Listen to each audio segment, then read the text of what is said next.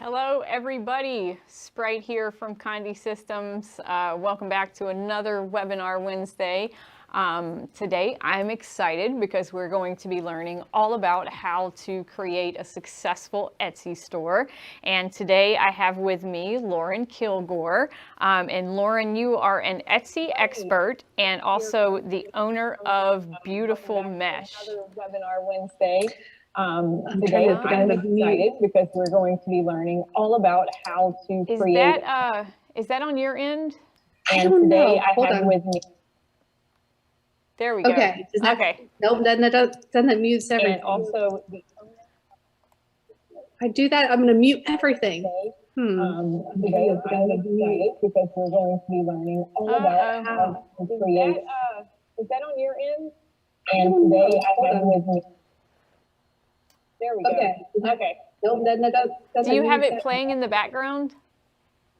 I do that, I'm going to mute everything. Let me just make sure. Okay, maybe I did. Okay. Okay, no worries. No worries. No worries. So, Lauren, I'm very excited to have you here today. So you have quite a big resume here. And would you like to go over it a little bit? Yeah, people are probably like, how the heck did you end up here? Because I am a wreath maker. I actually don't do any sublimation. I am purely a wreath maker, but I have a whole lot of friends that do sublimation because they make wreath signs for me. So that's how I sort of got into kind of networking into this world. So I have an Etsy shop, BeautifulMesh on Etsy, and I sell wreaths, other home decor, and that sort of thing. But I do buy from a lot of people who sublimate signs that we use for our wreaths. So I started out as a wreath maker, and then as I had success on Etsy, I've just been able to teach others to do the same thing. So I recently started Handmade Sellers University a couple years ago, and I have courses and trainings and workshops and all kinds of stuff there so that people can, no matter what business you're in or what niche you're in, whether you make wreaths or you make signs or you make tumblers, or no matter what it is you make, the principles are the same for selling on Etsy. So I want to be able to teach people, to have success just like I have.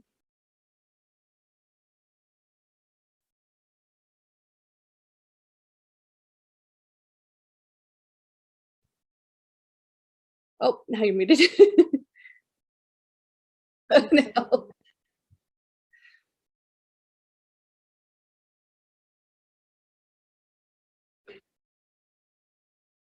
Well, let me share what I have for you guys today.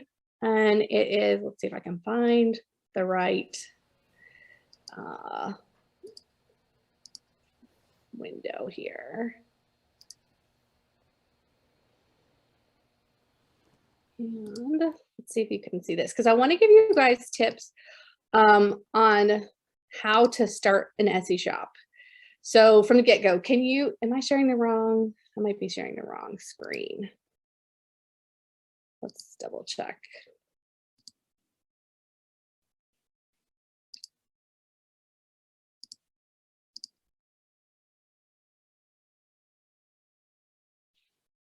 Let's see, should be going.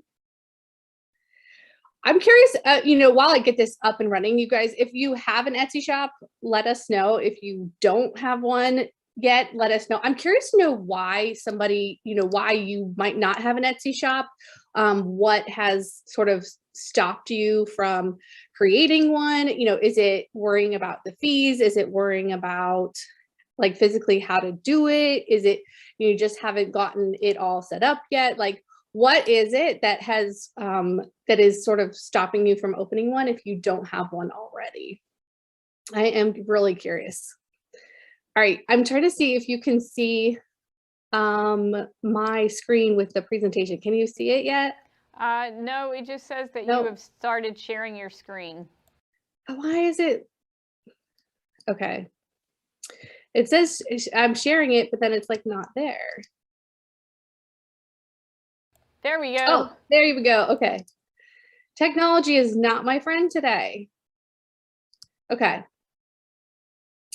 So just a couple of the things that you need to know when you're starting to open your shop. So there's a bunch of different things we could talk about, but I want to give you like just a few quick tips for today. So like, what paperwork do you need to start your Etsy shop? So a lot of people kind of get scared off by thinking that they need to have all their ducks in the row, all their taxes and all this other stuff. You don't need a whole ton actually to start your shop. And actually Etsy won't even ask you for most of these things.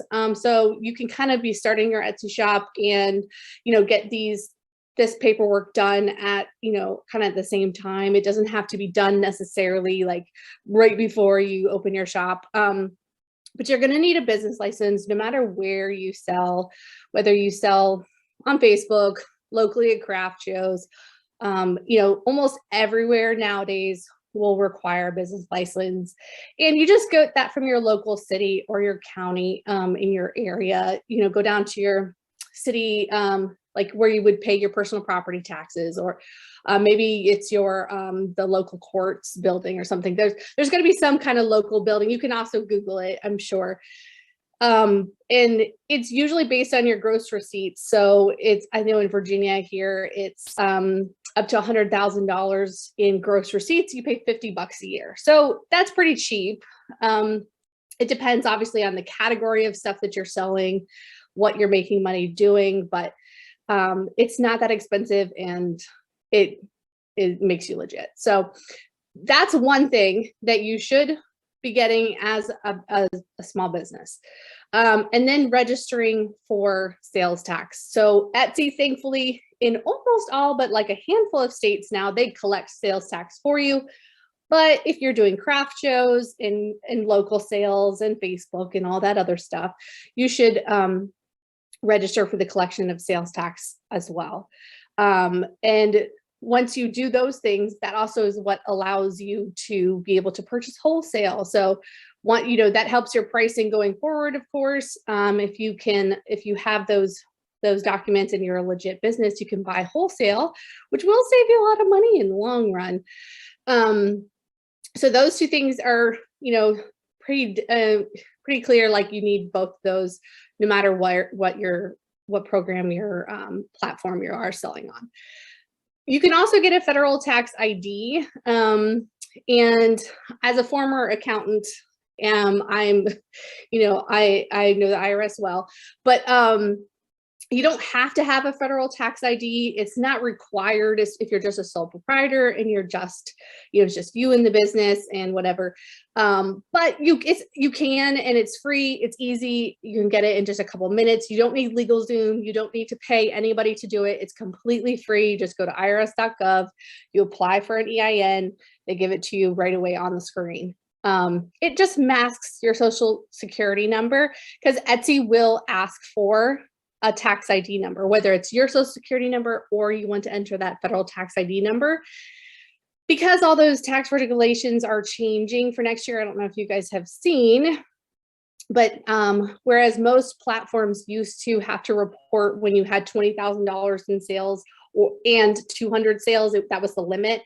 Now it's lower. So next year, I think it's $600 in sales, you're going to get a 1099. So it's all these companies are going to need everybody's ID numbers. So if you don't want to give them your social security number, totally fine. Just give them your federal tax ID number. So again, Etsy's not going to ask for the top two, but you should probably have them. And then, so let's go over a little bit of fees. I think that is one of the other things that sort of stops people when it comes to starting an Etsy shop. Okay, so I have a TikTok and where I go over Etsy tips and stuff all the time. You can find it. It's BeautifulMesh on TikTok. But I've been looking recently, there's been some videos circulating on how people hating on Etsy because of the fees and saying that they're not transparent and that they're not clear. They're completely clear. They are on their website, and here they are all laid out so that you know kind of what you're getting into before you start a shop. So the first fee that you're going to have, like the only fee you're going to have when you open a shop, like there's no monthly fee going forward. There's just these fees. So there's no like Shopify has a monthly fee. Etsy doesn't have a monthly fee.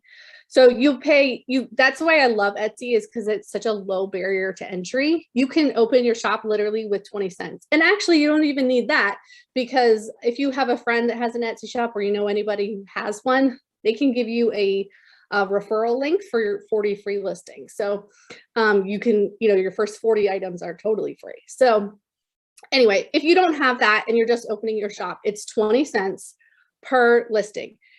And that leaves an item up for 4 months. So for an entire year, it's only 20 cents, it's only 80 cents a year. It's really not bad. It's not a quarter, it's every 4 months. I'm not really sure why they've done that, but that's what it is. So 20 cents leaves it for 4 months. If after that time you want to take it down, you can. I never have. I just leave it up and, eventually it sells. And then you'll have a transaction fee, which is 5% of the item plus the shipping cost. They did this in the beginning, a couple of years ago when I started. They were just charging a 5% fee on the item, and shipping didn't have a fee. But then people would try to evade fees. So they would lower the price of their item, up the price of their shipping in order to evade those fees. And it made everything out of whack, and it just looked really shady. And so they did away with that. So no matter how you decide to break out your transaction, whether you do free shipping or whether you have an item and a shipping cost, it's 5% of the total. However it is that breaks down, it's 5% of the total.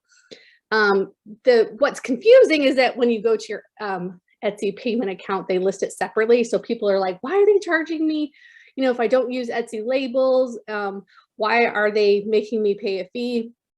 That's the reason. It's just because it's 5% of your total that you are paid, that you charge the customer.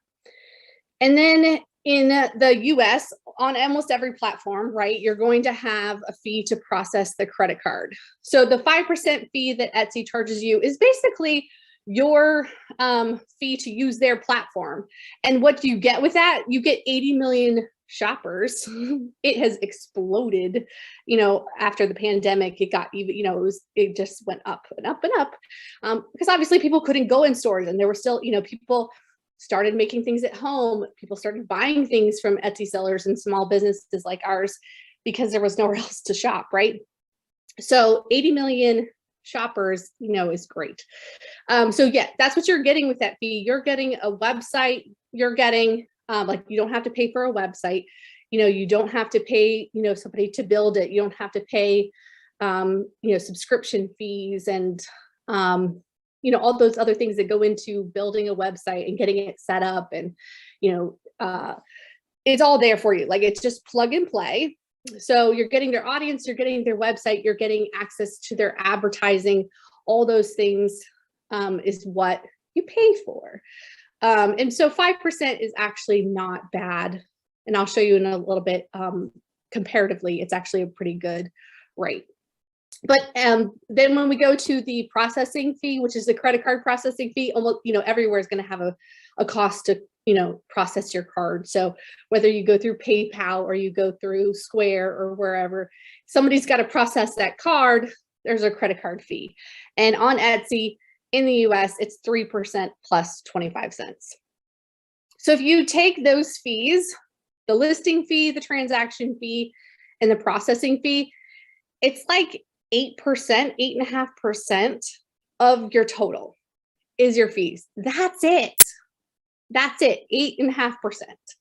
8 and something, 8 and some change, because you have 20 cents and 25 cents. So it's not all percentages. But anyway, it's really not that big. If you have shipping labels, obviously that shouldn't be coming out of your pocket. You know, you've somehow accounted for, you know, whether you've counted it for it in charging the customer separately or in the price of your item, that you still have accounted for that. So there's additional possible fees that you could have that if you wanted to. You can run ads on Etsy if you want to. You can set a daily budget. I don't run a lot of ads on Etsy. I don't find that it works great. It's not a really great return on my investment, so I don't tend to run too many of them. You can pay a subscription fee for Etsy Plus if you want to. It's only $10 a month. You get access to some like special customization. You get extra, you know, bigger photos, a bigger banner, or a, you know, different customized banner. It's really not that worth it that much. You also get free listing credits and free advertising credits. So if you're listing regularly and you're advertising, yeah, it might be worth it because you're using those credits and you would be paying for them otherwise. If you're not, though, I wouldn't do it. It's probably not worth it, especially not in the beginning. Don't worry about it for now. If you are selling internationally, there might be some VAT taxes. If you signed up for pattern, there would be fees associated with that. I wouldn't suggest necessarily doing pattern through Etsy, but you could if you wanted to set up a website. And then there's the offsite ads. So this could be a permanent fee, or it could be an optional fee. Depends on your revenue level. So if you have less than $10,000 in revenue, you pay 12% fee. If you have over that, you pay 15%. I'm sorry, other way around. 15% fee for if you have less than $10,000. You get a discounted rate. You only pay 12% if you make over $10,000 in revenue. And that only gets charged if you sell an item from an ad that Etsy has put out. So these are not ones that you are opting into. This is ones that this is offsite ads. So they advertise on Facebook, Pinterest, Instagram, Google, and Bing. And you only get charged if the item sells. So it's not like you get charged on clicks or anything like that. And I just ran the numbers the other day for my shop, and it's only been 10% of my orders came from offsite ads. So it's not every single order. It made me over $7,000 in sales. Yes, I paid a fee for that, but I got $7,000 in sales that I wouldn't have had otherwise, because I don't do any advertising on those platforms and I'm not reaching those same audience. So Etsy is able to reach that audience. They know they have the marketing gurus on their team. So I think it's worth it because I was able to get those sales that I would not have had. So just a little example on how the fees do break down. So let's say you have a $50 item and $20 shipping. And so it's a $70 total cost. The fee breakdown is a 20-cent listing fee, $2.50 transaction fee for the item for that $50, $1 transaction fee for the shipping, so that on the $20, and then $2.35 to process the card. So you're paying a total of $6 in fees for that $70 sale, which is really not that bad. And I think that's where people kind of get lost in the weeds, I think, is when it comes to fees. So I want to just give a comparison with other selling platforms, just so you know. So Amazon Handmade, yes, you can sell there. It's about a 15% fee though across the board. Remember, Etsy's is only 8%, 8 to 9%.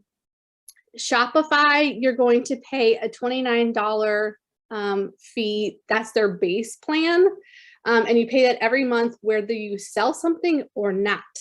So that can be real difficult in the beginning for sure, because you're not getting regular sales. I always say, you know, people always ask me like, should I create an Etsy shop or should I do Shopify? I really think that Etsy is great for beginners, because, you know, before you know how to market your products, before you know how to drive your own traffic and, you know, really get in, you know, have your own audience and know really what you're doing, Etsy is like a website on training wheels.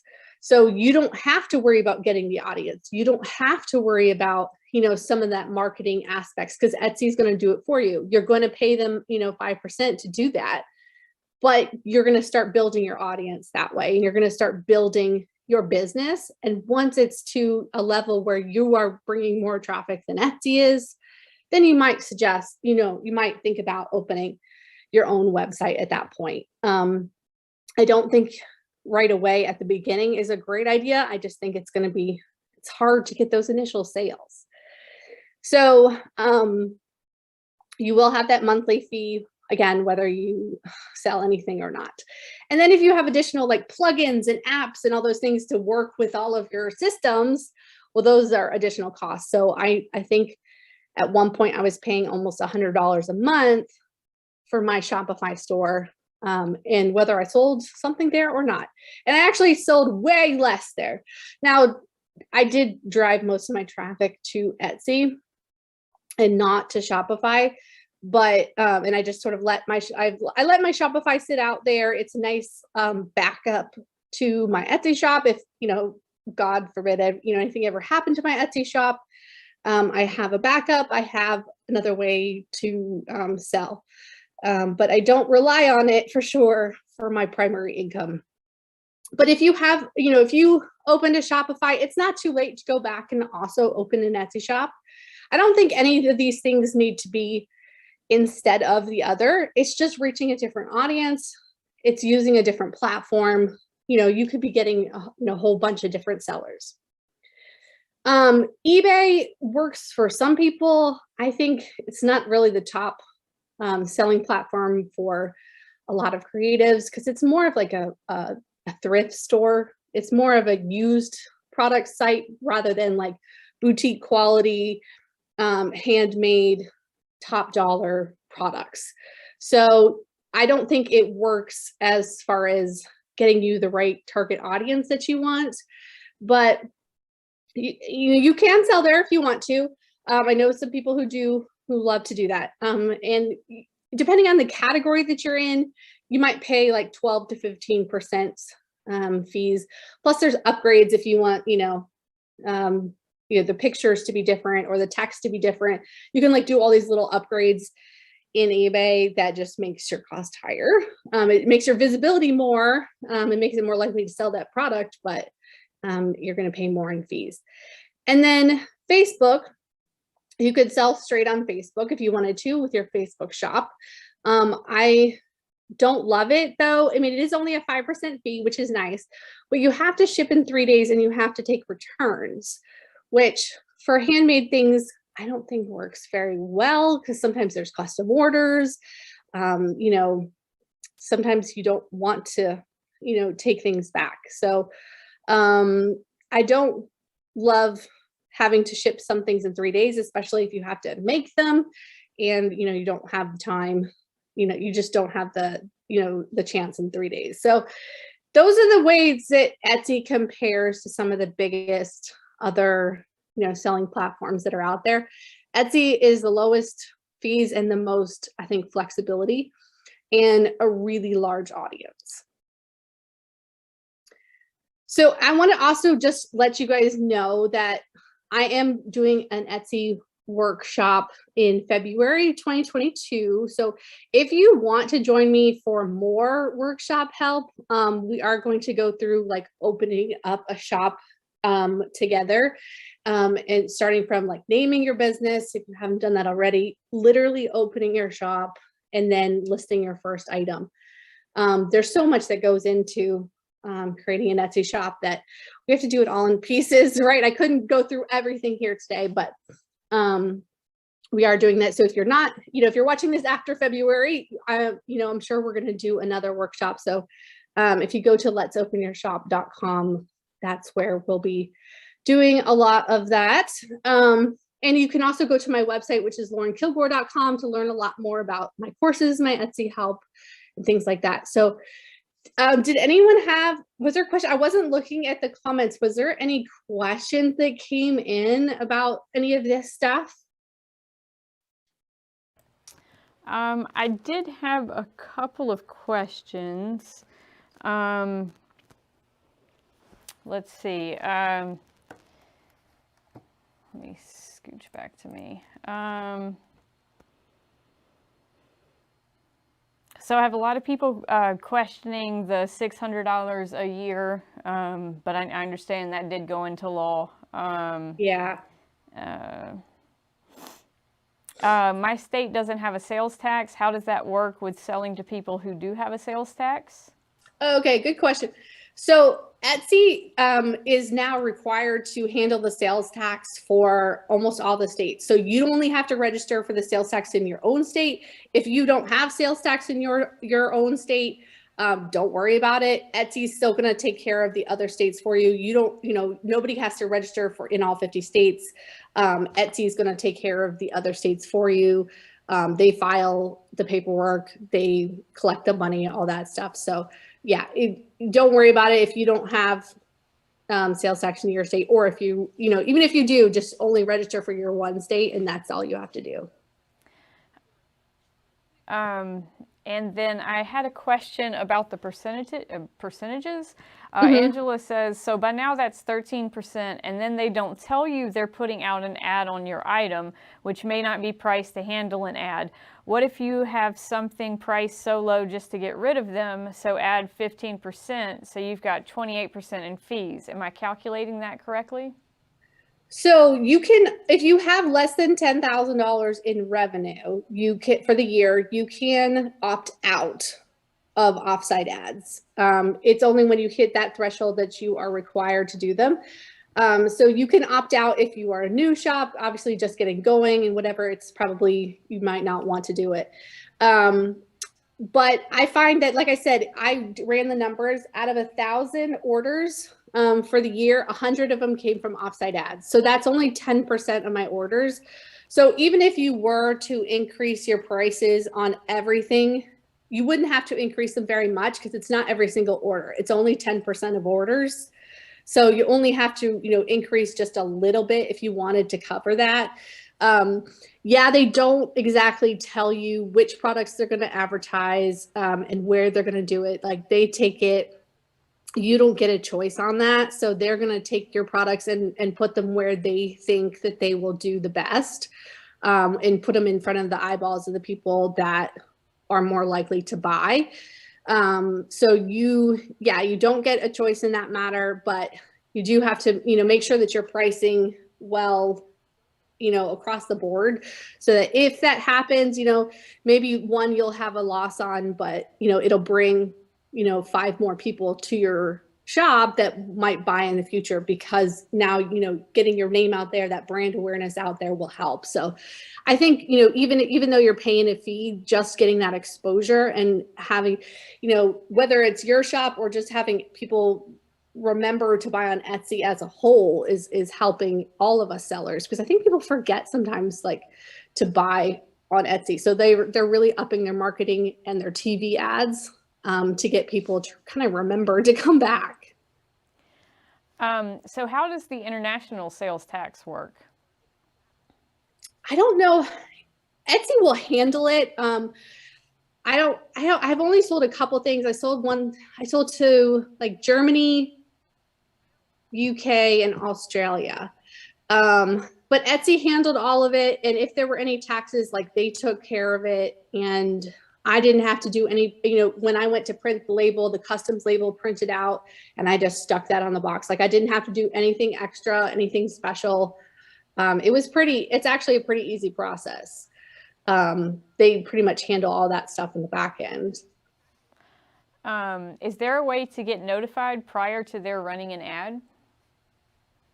Not on offsite ads, no, there's not. Unfortunately, we don't know. You can advertise on your own on Etsy, but as far as offsite ads, no. Okay. And can you open multiple Etsy shops? You can. And I just had somebody was asking me, because actually she's a wreath maker and she makes signs now. She sublimates signs. And she wanted to know, if she should separate those into 2 shops or if she should keep them in one. And we kind of went back and forth on that. Yes, you can open multiple shops on Etsy, and some people do, and they have, I don't know what the limit is, but I think, I've seen people have 2 or 3 shops. But it's a pain in the butt to set up and to like maintain and keep track of, because there are so many. So I wouldn't necessarily advise it unless, the thing is, when you have like this lady that I was talking to, she has wreath buyers, they're buying her wreaths, and she has wreath makers that are buying her signs.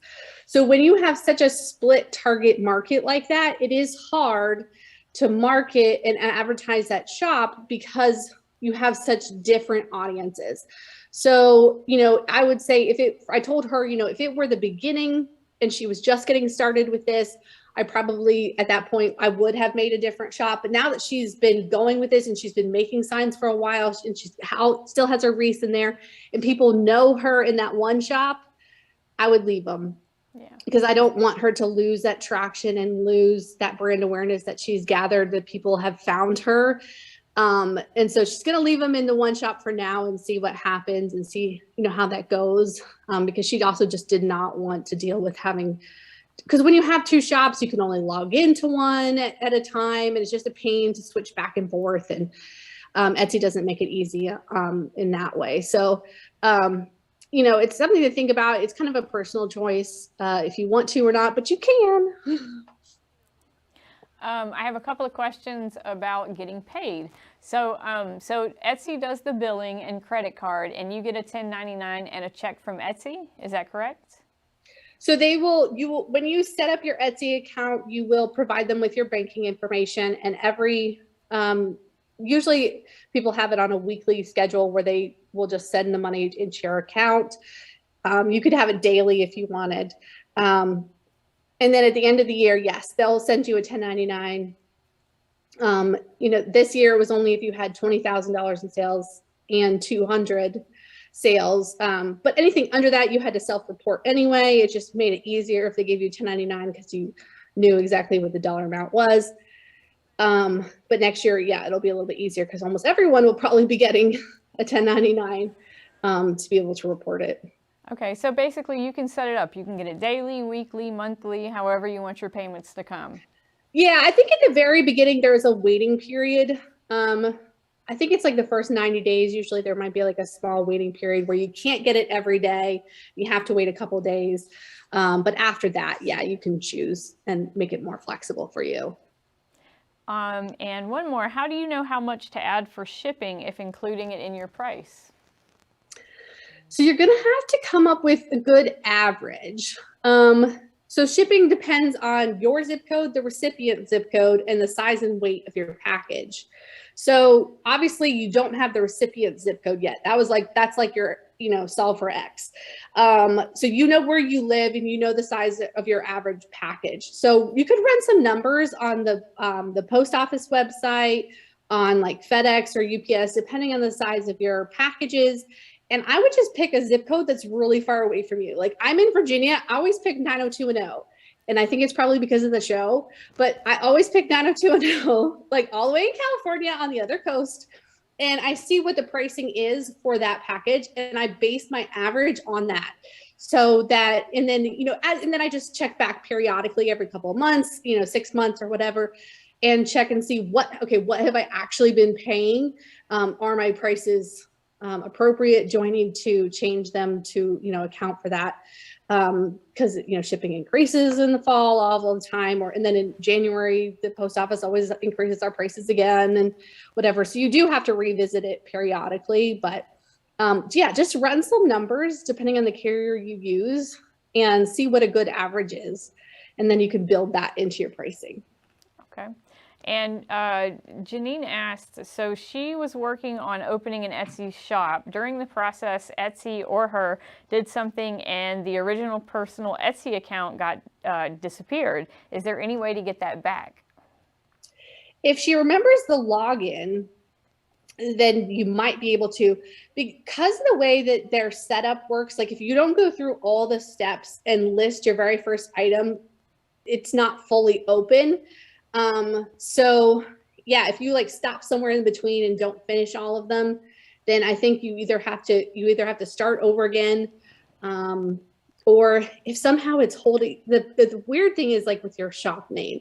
So on Etsy, they only allow one, they only allow the use of a shop name one time. So whether a shop has been closed or is no longer active or whatever, you still can't use that shop name.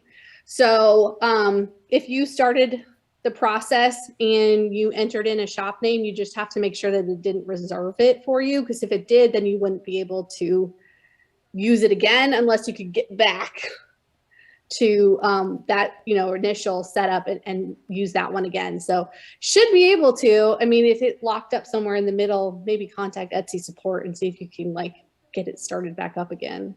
Okay. What if somebody that's local wants a product for pickup? You can do local pickup. You can just you can mark an item complete off your order screen. The only thing that stinks is that Etsy has started the Star Seller program, which a lot of Etsy sellers don't love. Because with the Star Seller program, you get this little badge next to your name if you are a star seller. And to earn that, you have to answer your messages within 24 hours. You have to ship all your products on time, and you have to have tracking in every single one of your orders, which if you have a local order, you don't have tracking. So they need to fix that, and hopefully they will soon, because it causes a lot of people to lose their little star seller badge because they don't have tracking. So you can do it, but you don't have tracking that way. A lot of people will sell things through Square. You can sync your Etsy shop with Square, and then you can sell your items through Square. So if you are going to a craft show or whatnot, you could sell your items through your Square. And if they're synced up, it will record as an Etsy sale. Even though you processed it through Square, it'll record as an Etsy sale, which will help those sale numbers on Etsy, which is, I think, is a good idea. But that's one way to link that local sale. Okay. Well, I think that's it. I want to thank you so very much. I know everybody that's watching has just learned so much, and good. Hopefully they will now be even more successful than they already are on Etsy. So yeah, I hope everyone will do it. I mean, I really do think, I know people are like, I might be biased, but I think Etsy is the best place for beginners to start out. And it's not hard. It's not as expensive as you think, and you can be successful at it. Yeah. Well, thank you, Lauren, and hopefully we'll see you again. All right. Thanks, guys. Bye.